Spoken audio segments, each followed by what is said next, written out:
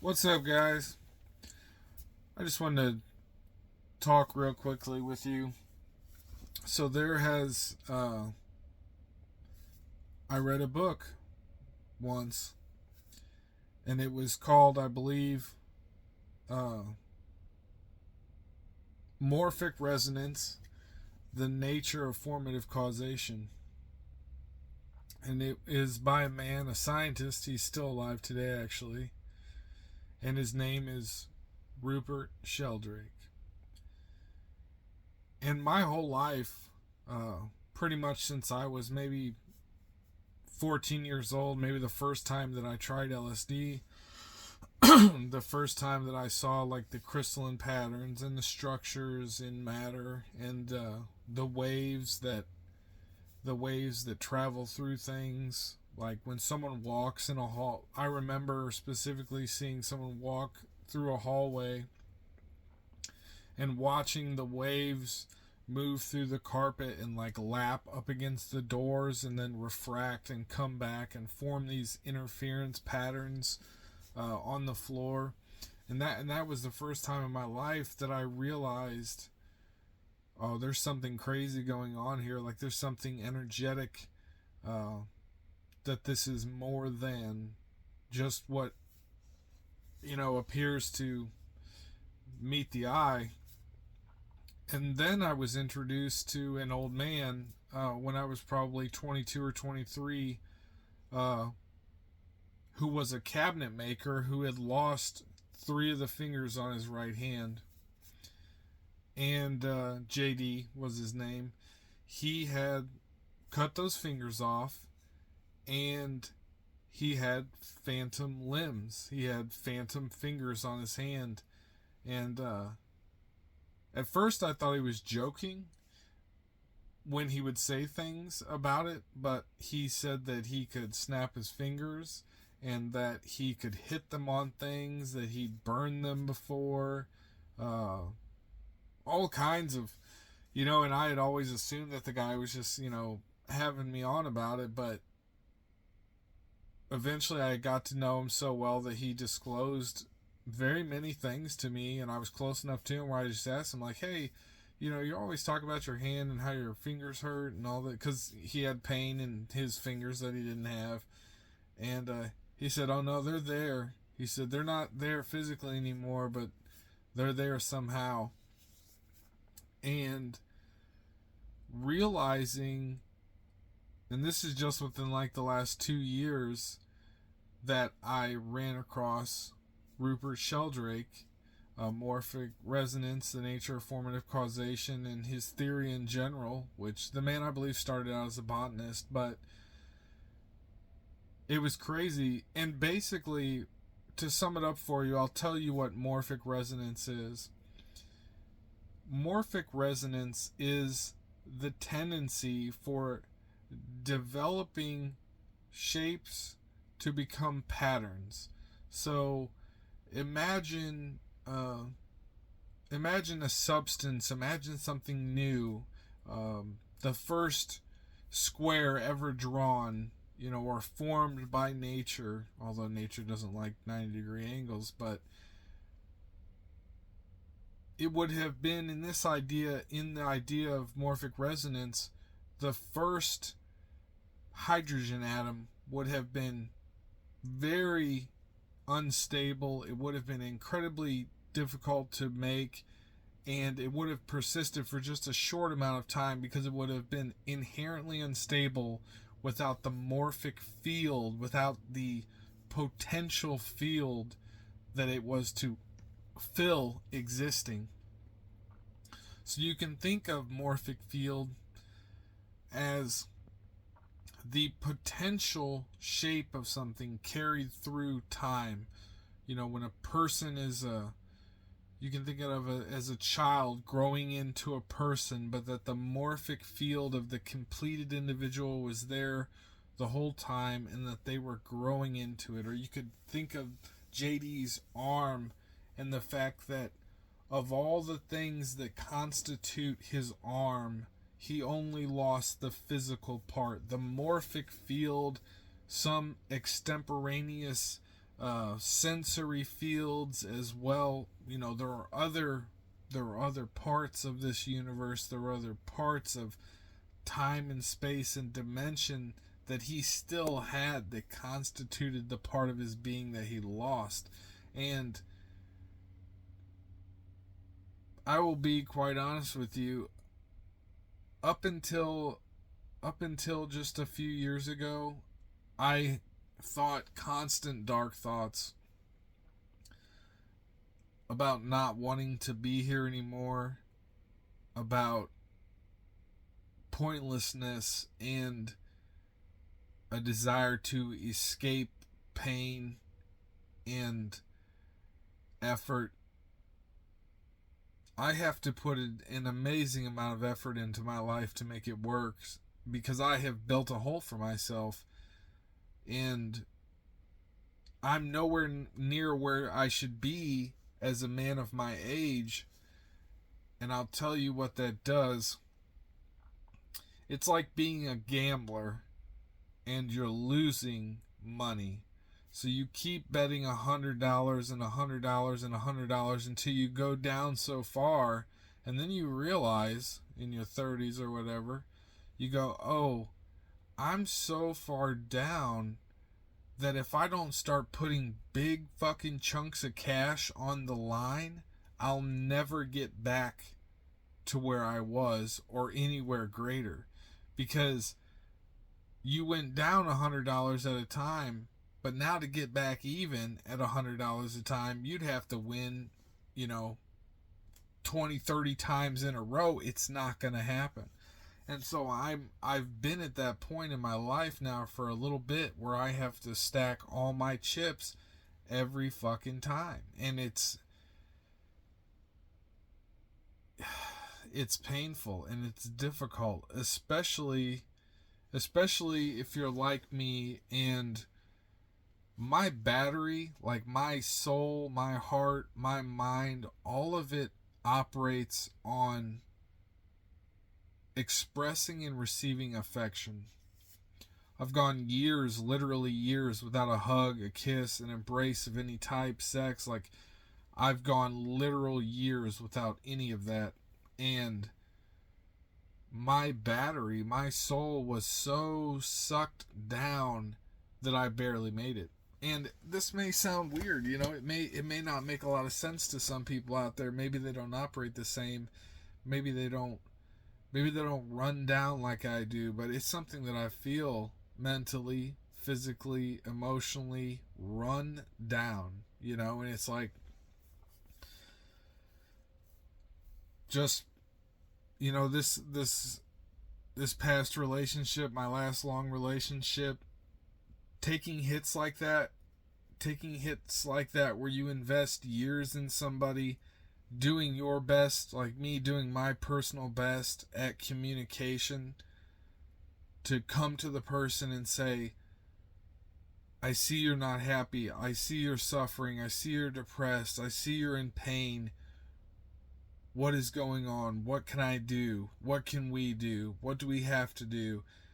And in a sense, in not wanting to make them feel trapped, not wanting to make them feel like you have to be here, I need you here. Like, I don't want women that I'm in a relationship to feel that way. And I just don't think that the women that I've been with are ready for that. I don't think that level of communication and straightforwardness and just putting it out there like it is, they can't do it. They're uncomfortable. And there's a second side to it too. And I don't know if this is universally true, but a lot of women that I've talked to, a couple that I've dated, some older women that I'm extremely friendly with, that I love and have tons of love in my heart for, they've told me that their personal experience is that they shove everything real down, they hide themselves, they hide who they are to appear to be something that they think they need to be for a man, right? I know that sounds crazy because I know you're like, what the fuck? Nobody's ever done that, blah, blah. We don't know. We don't know because we're not them, and we're not the ones that are shutting down all of these things that we have inside of us to try and be some imagined, some imagined perfect person or partner or whatever else it may be. If they were us for a minute, they'd realize, like, we're happier here. Like, it's fidelity, loyalty, and communication, and I'm fucking good. Like, the rest doesn't fucking matter. We'll figure it out later. But I'm telling you, if you're a dude and you have relationship problems, like I have relationship problems, listen to what I'm saying, because 100% the shit that you think is a problem in the relationship or might become a problem in the relationship is completely different from what the woman is thinking. They got a whole fucking world going on over here that you've never even thought about. And it's stressing them the fuck out, and they're tripping on it and everything else. It's crazy. But probably my only real friend, like soul friend, this woman has done so much for me in my life, has been such a positive influence for me, and she has just kept it real with me from day one, been so fucking amazing.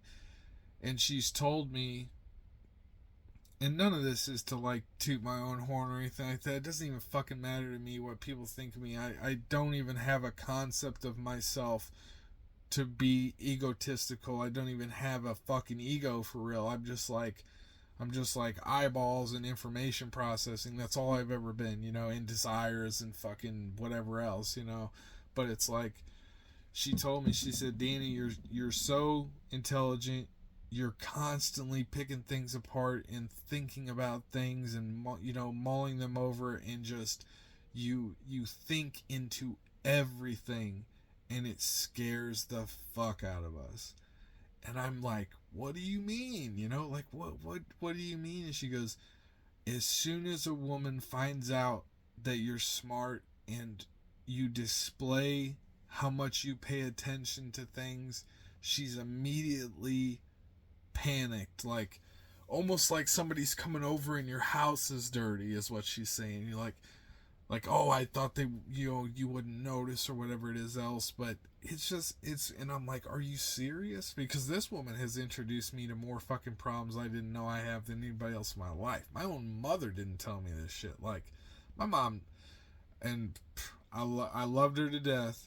Amazing fucking woman. My mother was great. She was a fucking gangster, and she did the best as she could, but she left me high and dry on telling me about these fucking women out here. Other than a couple times, she just be like, nah, Dan, she ain't for you. Like, let that bitch get on down the road. You know what I'm saying? And actually, she burned me pretty good on this one girl that wound up being a fucking awesome nurse and pretty good person with fucking 4 kids now and some dude named Scott. But that's neither here nor there. I just, man, I don't know why we all have to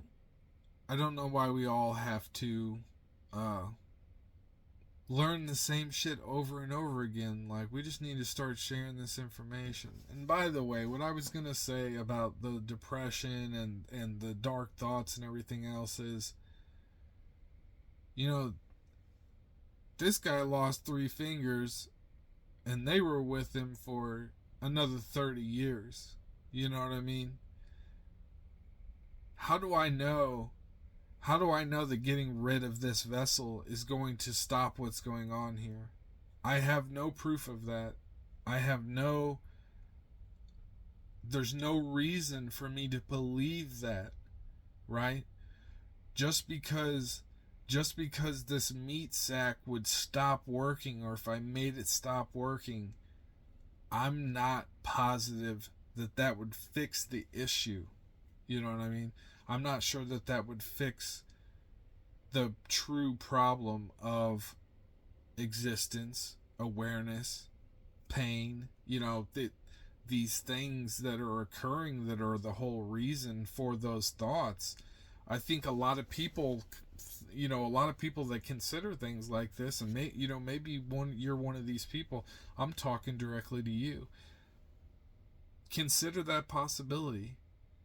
Consider the possibility that all you did was cut your consciousness and awareness off from the effectual part of you, from the part that could interact with the world and change things for the better and everything else. You know what I mean? Like, what would it be to separate myself from my body and then still have to watch everything go down, or watch my own funeral, or see bad things happen, or people I couldn't help? Like, that possibility exists. Don't tell me it doesn't fucking exist, because I bet it fucking does. I've seen shit with my own eyes. I have seen things with my own eyes that make me believe that there can be some existence after, you know, I'm not even going to say it because I'm pretty sure it'll get flagged, but you guys know what the fuck I'm talking about. So, yeah, I've known too many people. Me, myself, I'll never go out like that. It's going to, you know, however it happens to me is how it's going to happen to me. But until that time, I'm going to keep putting all my chips down. You know, this mobile service thing it's taken off. My phone is ringing. People are calling. I'm doing jobs. I'm making money. And that was, it's like, it's not my dream, you know, but it's way better than slaving away. It's way better than slaving away and having nothing left over. Because I had what people consider a great job. You know, I'm making, you know, some crazy you know, 4 or 5 times minimum wage, and still can't save money. You know what I mean? And that can't ever get out of a hole like that. It's just not going to happen. The numbers don't make sense, and